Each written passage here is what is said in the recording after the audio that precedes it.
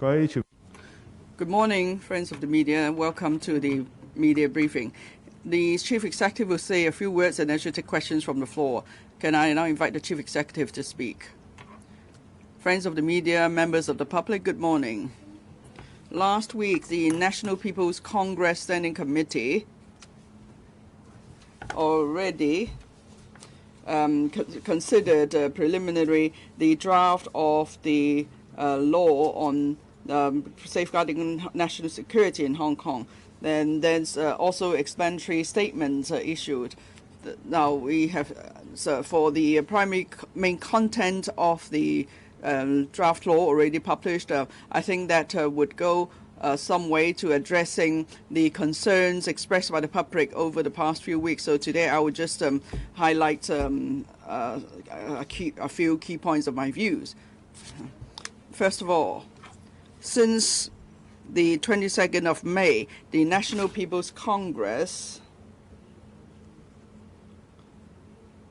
made a decision on establishing and improving the legal system and enforcement mechanisms for the SAR to safeguard national security. It's been a month since, and then we've heard certain concerns expressed. First of all, whether this legislative exercise is in line with one country, two systems and a basic law. Now that you have read the published content of the draft law, you can see that on national security affairs, the Central People's Government has the ultimate responsibility. And then in ensuring sovereignty, unity, and territorial integrity, that's the common wish of all people of China and Hong Kong. So it is not against the principle of one country, two systems and the basic law. In fact, this law would improve upon the one country, two systems institution so that we could better ensure one country, two systems. Put simply, let's say there are acts and activities that undermine national security and one country is undermined, then the two systems would lose a solid foundation. And if people still think under the circumstance that the legislative exercise is undermining the one country, two systems, then I believe these people never really put one country first or bear that in mind. Now, the second concern is whether this legislative exercise at the state level is constitutional and lawful. Now, we have 31, and that's Article 31 and 62 of the People's Republic of China's Constitution.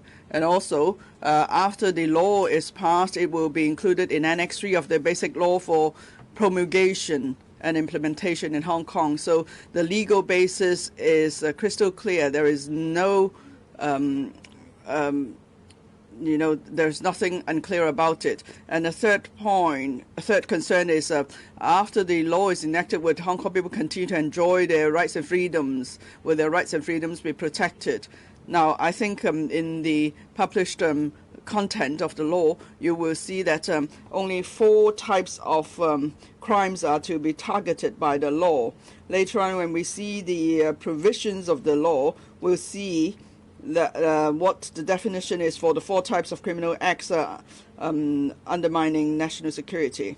And on in the content published, it stated clearly that the law must respect and protect human rights. And for human rights and freedoms to be protected, they're in line with the International Covenant on Civil and Political Rights and the International Covenant on Economic, Social, and Cultural Rights. And it's stated clearly that these rights include press freedom, freedom of assembly, protest, and so on, and assembly. And then the fourth concern is from the legal sector. That is, this is national law. So would the concepts of the common law be included?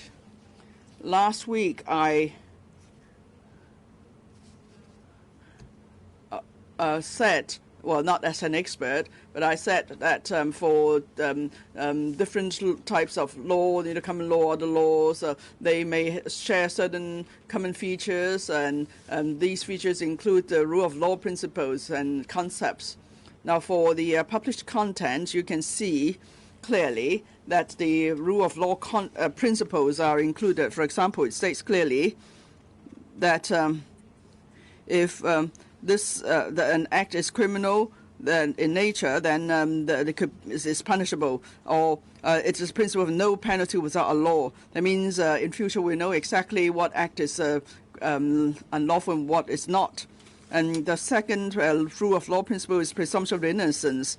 And the third rule of law principles is to protect the rights of the accused or the suspects. That is the right, say, to defense.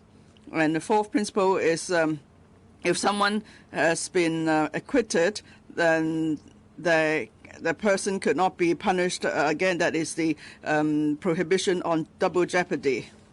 Of course, in the past month, there are other views expressed. And so far, these have not been touched upon in the published content, that is the retrospectivity. So would this law be retrospective? We do not know yet, but if we follow the rule of law principles, and this is a criminal law, well, there is the same concept on the mainland. That is, there is no retrospective effect usually.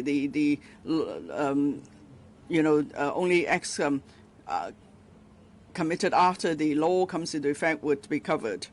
Now, another concern is whether this law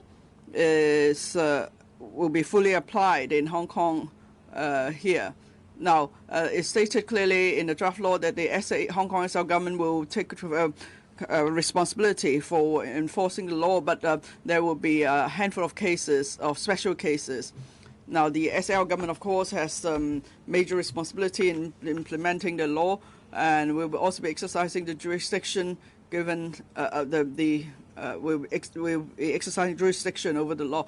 Now, but how do we fulfill our responsibility as the main party? So at the government level, we have to enhance our enforcement capacity and the institution. So therefore, the Chief Executive will chair a commission for safeguarding national security.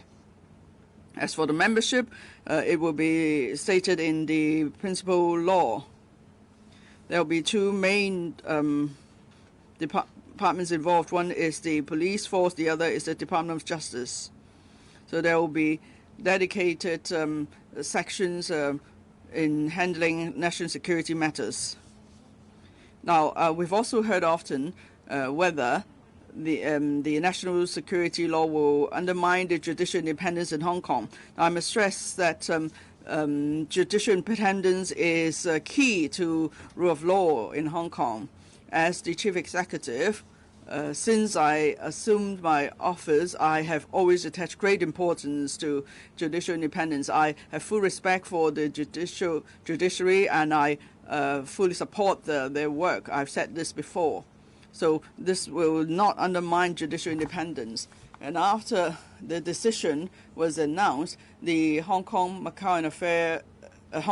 Macau Affairs Office issued a statement to say that the law would not undermine Hong Kong's judicial independence and high degree of autonomy. But then here, I would like to say this. That is, there are 160 articles in the Basic Law. There's much mention of the judiciary, 17 articles from Article 980 to Article 96. Now, I don't see for the contents of the draft law already published, I don't see which provision actually is in conflict with any article of the Basic Law. Now, the most important is that the courts of the Hong Kong Special Administrative Region exercise the judicial power. They should be free from interference. And then for It said that there should be restriction on nationalities in handling certain cases. Well, this is the case with some other cases, not just in, not national security law. Now, in the published content of the draft law, actually, there's no mention of no mention of the nationality issue of judges who may preside over trials on national security cases. I think that's to show full respect for the and confidence and confidence in the judicial independence in Hong Kong. Now, the chief executive is to appoint a number of judges to handle national security cases. Some criticize that that's to destroying our judicial independence. Now, I haven't read the articles, the relevant provisions yet, but I would like to refute that criticism here. So, what does it mean to say that to appoint a certain number of judges? Here, it means that the chief executive will appoint a list of judges from the magistracy level to other levels of the court in advance. So I must stress, it's not the case that the chief executive will appoint a certain judge to preside over a particular case. No, it's not like that. So I have to make that clear. In other words, in future, there will be a list of judges at different levels of the courts, and there will be a number of judges at each level of the courts. And then when that's going to be a national security case, now on which judge would be appointed to hear the case, that will still be the responsibility of the judiciary. Maybe there's cases to be heard at the Court of Final Appeal or at other courts, and we will still follow the same practice. So it's not for the executive or the chief executive to appoint a certain judge to preside over a case that's to be heard in a particular level of court. No, it's not like that. And I hope you will get that clearly, because I've heard certain criticisms saying that the executive is the prosecutor, and then the prosecutor also decides which judge will hear the case, and that is totally wrong. Now, second point I would like to say is that now who is the person appointing judges? In Article 48(6), that is Article 48, paragraph 6, it says that the chief executive is the person to appoint judges of the courts at all levels. And then just now I mentioned Article 88 in relation to the judiciary. It's already states that the chief executive will receive recommendations of an independent commission, that is the Judicial Officers Recommendation Commission that we have now.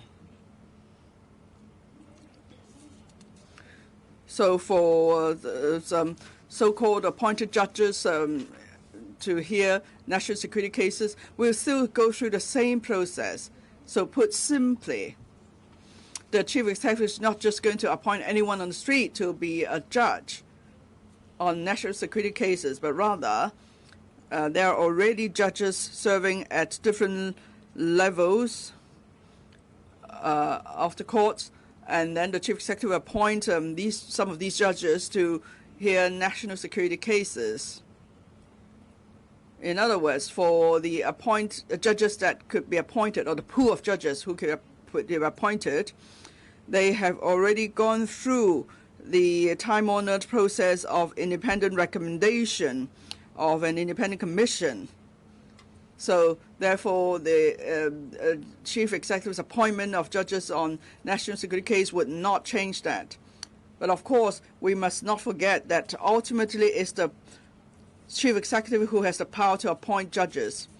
Well, we've been saying that, but perhaps not made clear that now some say that the chief executive only appoints the chief justice, appoints all judges except the chief justice, but that's wrong. Even for the chief justice, it's the chief executive who appoints a person. But of course, we have to. The chief executive will make the recommendation, and then the record has to be made with the National People's Congress. And then last week, the Legislative Council approved the resolution put forward by the administration to appoint Justice Andrew Cheung to be the next Chief Justice.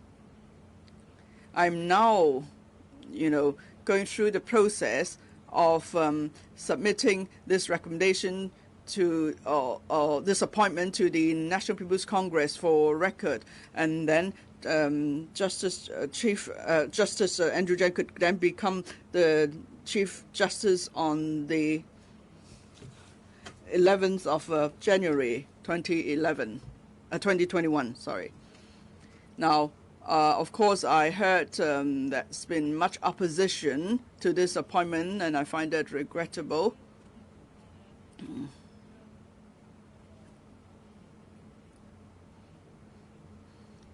I think it's undue politicization of judge appointment. So for such votes against the appointment or such abstention votes is a show of disrespect to judicial independence. And then in Article 92 of the Basic Law, that's my third point, judges are chosen on the basis of their judicial and professional qualities. We may also recruit judges from other common law jurisdictions. For appointed judges on national security case, that arrangement will not change. The fourth point. Now, as on the appointment of judges to preside over certain cases, this is not rare. This is not uncommon in Hong Kong and in other jurisdictions. I note that the Secretary for Justice gave some examples yesterday. Now, there are commercial law courts or other arbitration courts. They do have a predetermined list of judges, and say if there are arbitration cases, and then judges will be selected from that list. And then there are also special courts to deal with certain cases. This is also allowed under Article 81 of the Basic Law. For these special courts, again, the judges presiding over these courts are appointed by the Chief Executive. Now, if people say that is unheard of for the Chief Executive to appoint judges to preside over certain cases, well, that means they're rather ignorant. I can give you plenty of examples. Just yesterday, I appointed Justice Michael Hartman again to be the presiding judge of the tribunal on misconduct cases, market misconduct cases. And so the Chief Executive has the power to appoint him, but of course the law provides that I must consult the Chief Justice first. And there are plenty of other cases of appointment of judges by the Chief Executive. Say the Lands Tribunal, again, is for the Chief Executive to appoint a High Court judge to preside over the tribunal. And of course, the High Court judges are appointed by the Chief Executive. They are either judges from they are judges of the District Court and other deputy judges to deal with land dispute cases. And another example is the Labour Tribunal. The Chief Executive is the person to appoint one or more than one magistrates to handle labor dispute cases. Now, no one has ever said that such an arrangement is undermining judicial independence. But now, when it comes to the national security law, this is a national law. The purpose is to safeguard national safety and to punish acts and activities that go against national security. Now, I just mentioned market misconduct, in relation to securities and so on. Now, isn't this national security law even more important in that sense? So how come when it's for the Chief Executive to appoint judges to handle national security case, it should lead to so much controversy? Now, finally, we have full confidence in the judicial system in Hong Kong. We have high degree of confidence in all the judges in Hong Kong, because for all of them, when they are to assume office, they have to swear allegiance to the SAR, and then they also pledge that they will be unbiased and they will serve the SAR without fear. So I think for the chief executive to appoint judges to handle national security case is not going to undermine our judicial independence at all. Now I'd like to say something about the employment support scheme. I don't know what's wrong with the mask today. It doesn't work very well. Perhaps it's a bit loosened after multiple washes. Today, we have the third batch of successful applicants under the ESS. Within this week, we have 30,046 employers in the third batch receiving subsidy, involving 345,000, involving an amount of $7.76 billion. For SME employers employing less than 50 employees, they account for 97%. In the last batch, they accounted for 98%. So it's similar. After the 3 disbursements of subsidies, altogether, the number of employees approved stands at 89,474. That's 53% of total number of applications. Received 160,000 applications. The number of employees under the ESS protection stands at 836,285, and the total amount involved is $19.1 billion. As for self-employed persons, for the 3 batches altogether, the total subsidy amount stands at $560+ million. That's the sum for some 74,300 self-employed persons. So I worked out the sums last night. Judging from the present circumstances, the total amount approved under the ESS might be very close to $8.1 billion. But like I said before, the government is committed in implementing the ESS for eligible employers and other applicants. After going through the vetting process, we will provide the subsidy. I'll take questions. Please use the microphone when you're asked to speak. I represent the RTHK CE. You talked about appointment of judges. There are still some cases involving the anti-extradition movement being tried, and many magistrates or judges may have expressed their views on the incidents. So for judges with political views, would they form the basis for being designated to handle crimes of national security? Second, it is expected that after the national security law is passed in Hong Kong, CPG's government officials will come and explain the arrangements. Can you confirm that? And also about prohibition on group gathering. At the moment, it's limited to 50. Is it that it won't be relaxed before the 1st of July? Thank you for the 3 questions. First, I'm not going to comment on judges' rulings or the opinions expressed. As explained just now, I have great trust in our judicial systems. I have great respect and faith in every judge and judicial officers in this in the judiciary, and I urge the public not to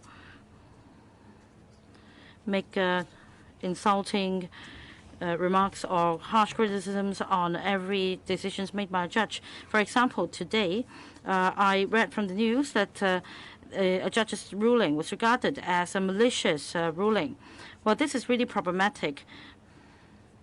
Judges make decisions based on evidence as a fact and also points of law.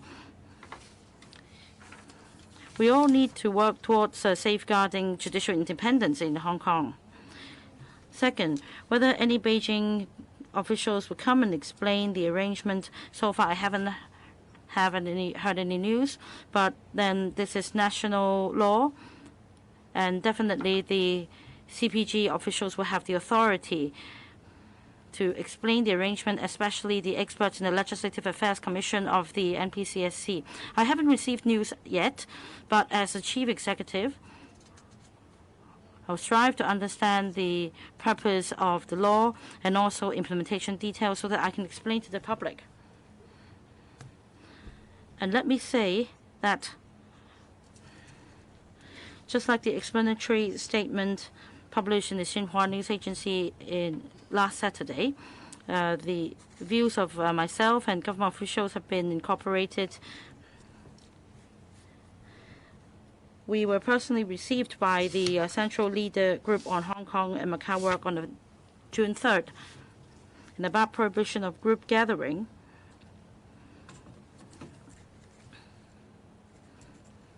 is it right that it will remain valid until 2nd of July? Because each time it has a validity period of 14 days. So I suppose it will expire on the 2nd of July. Next question. On the left-hand side, this person in gray. This question: why should people take your comments and your minister's comments about the national security law seriously if you guys have not read details and the clauses, and that, you know, just yesterday your justice minister is still holding a copy of what Xinhua has reported? Second question, about the judges' appointment, can you say categorically, will foreign judges be involved in hearing national security law cases in the future? And third question, about the health code system, can you confirm that there's a health code system coming into effect by the end of this week, but excluding Macau? And if so, what are the rationales? Thank you. Thank you for those three questions. Well, first, yes, you are right. We have not seen the complete details of the proposed legislation. So every time, whether it is the Secretary for Justice or myself or the Secretary for Security, we were commenting on what we have seen. Okay. So first of all, we have seen the decision endorsed by the National People's Congress on the 28th of May. And so based on the decision, I explained here about the 5 principles and the assurances and so on. Then last Saturday, there was this published by the Xinhua News Agency on the explanatory statement introduced to the National People's Congress Standing Committee on the 18th of June, which contains actually quite a lot of details, including the key content of the draft legislation. So based on that, I have given you my comments and my understanding. So, and on many of the things, we are referring to the basic law. So the authority of many of the things lies in the basic law. And this is the basic law that has given Hong Kong prosperity and stability in the past 23 years. It will continue to do so as long as we do not deviate from the basic law. Now, about the second question, again, under the basic law, there are only 2 positions in the judiciary that have a nationality requirement. That is the Chief Justice of the Court of Final Appeal and the Chief Judge of the High Court. That's why I said that while many people have been advocating that only Chinese citizen judges should adjudicate over national security cases, this is simply not quite realistic, because we don't know how many judges now sitting on the bench have foreign nationality. And what's more, I have quoted to you that judges, as far as in Hong Kong as they are concerned, they are appointed on the basis of their judicial and professional qualities. So with those safeguards in place, the answer should be obvious. There are no particular restrictions on the judges to be designated by the chief executive onto the future sort of group to adjudicate these national security cases. Hong Kong is very blessed with a large number of very distinguished foreign judges sitting on the Court of Final Appeal. We now have 15 coming from UK, Canada, and Australia.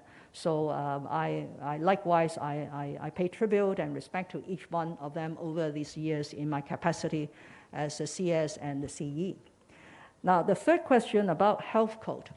Let me say that I fully understand and recognize the hardship and grievances of many Hong Kong people who could not travel across the border because of these anti-epidemic measures in terms of border control. We have been working very hard to find a way to at least allow some essential travel to take place. So under the regulation under the regulation imposing the 14-day mandatory quarantine requirement, that is Regulation 599C, there are exemptions. At the moment, I think we have a dozen categories of exemptions for truck drivers, for government operations, for people involved in the anti-epidemic work, and for people who have a factory in the mainland, and so on and so on.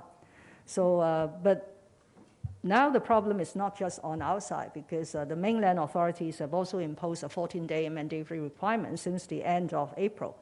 So we have to find a way to overcome both sets of 14-day requirements before people could readily travel again. A lot of work has been done on that front, including the health code. The health code actually means that you need to have in your possession a certificate to prove that you have a COVID-19 test which is negative. Then you can travel without this 14-day mandatory requirement. As far as the timing, we want to do it as soon as possible, but there are certain technical issues to overcome and the number of people that we will be allowing across the border every day and so on. But I can tell you, the detailed work covers both Guangdong and Macau. I have personally spoken to Macau Chief Executive Ho Yesing, and both governments, the Hong Kong and the Macau governments, are also working very hard to achieve that sort of facilitating travel for our respective citizens. Hong Kong people want to go to Macau. Macau people need to come to Hong Kong for various businesses. So let me assure you that we attach a lot of importance. We are working very hard, and we hope to be able to tell you the arrangement when we are in a position to do so. Last question, please. On the right, the one in your shirt, please. Mrs. Lam, I'm from Citizen News. I have 3 questions. First one. Now, on the list of judges presiding over cases, say on civil or criminal cases, is an internal matter for the judiciary. So, you know, the SJ said something yesterday and you said something today. Maybe this is not exactly the right concept.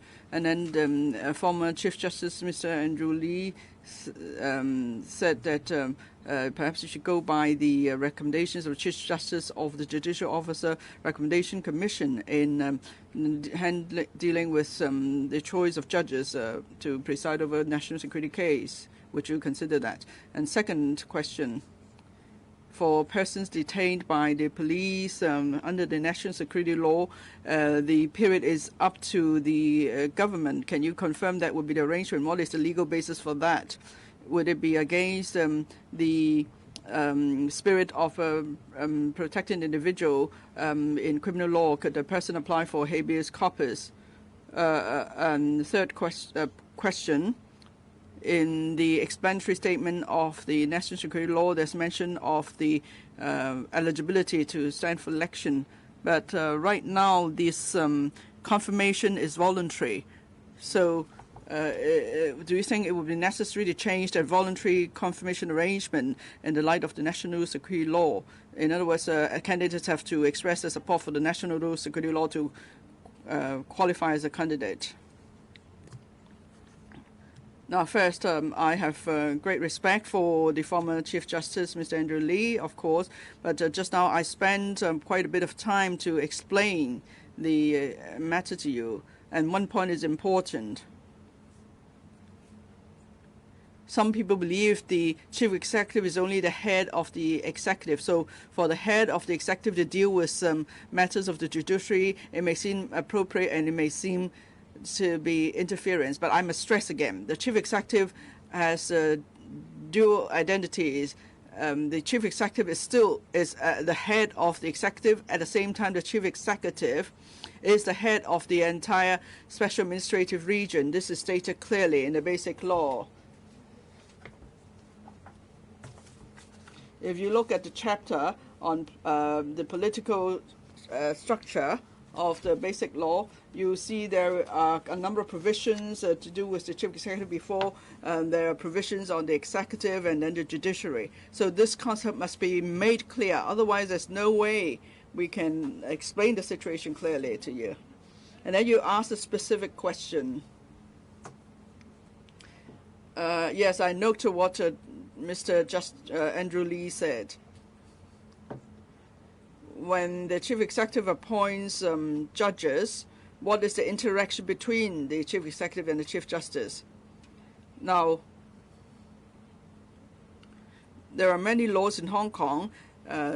If they provide for the chief executive to appoint judges to certain courts, like to tribunals and so on, the chief executive would consult the chief justice, but it's worded differently. Some is in consultation with, in other cases may be upon the recommendation of. So there are different ways to express that arrangement. But the point is there is a role for the chief justice. It is obvious why there is this provision, because I'm the chief executive. I wouldn't know all these judges. I probably don't even know them in person. So of course there is this arrangement, and I believe, therefore, the chief executive will definitely consult the chief justice. But then you can't change the legal provision. It is still for the chief executive to appoint the judges. Now, I have read the provisions in the draft law as you've read them, but then what you talk about a detention period, there's no mention in the content published, so I really cannot comment on that. Your third question is about public officers standing for election, right, or taking office that they must take an oath. Well, this is already this arrangement to take an oath in the Legislative Council. Therefore, I don't think this provision is adding to the requirement for candidates. But of course, we have to wait for the final provision to come out.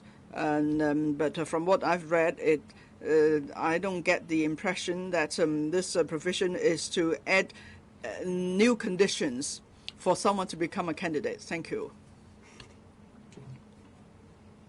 Well, he's a member of the standing committee. Maybe he knows more, but I haven't read the provision, so I can't really say more on that. Thank you.